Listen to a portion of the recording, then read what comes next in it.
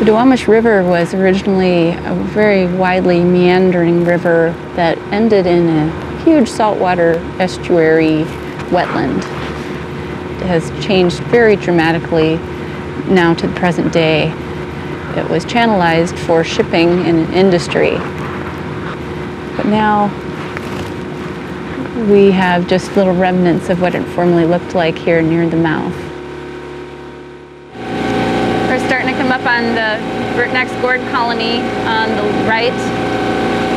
It's T105, or Terminal 105.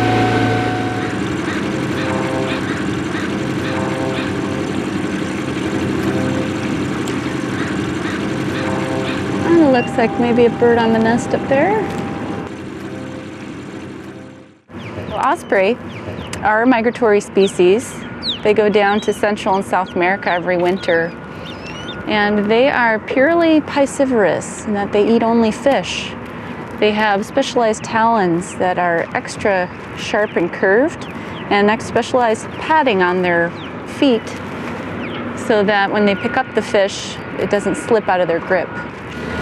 The osprey have really come back in this area, and they have had a direct relation to the habitat that is restored and the cleanup efforts that have gone on here, because this is a Superfund site because of decades of industrial pollution by our former generations.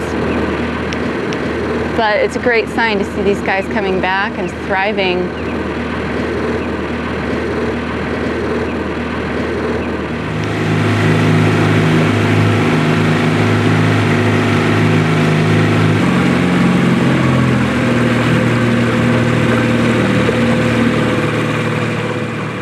This is our final colony.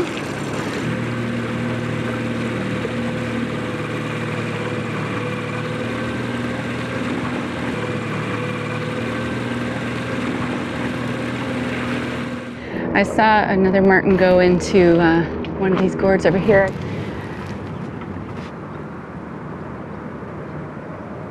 The practice of hanging gourds for martins began with Native Americans. And I think they may have seen the benefits of having martins around for insect control. As Europeans came into the region, the martin populations declined quite dramatically. And the main reason for this is that these guys are cavity nesters. And a lot of the cavity nesters in these urban areas are vulnerable because there are very few standing dead trees or snags in which cavities are formed in urban areas.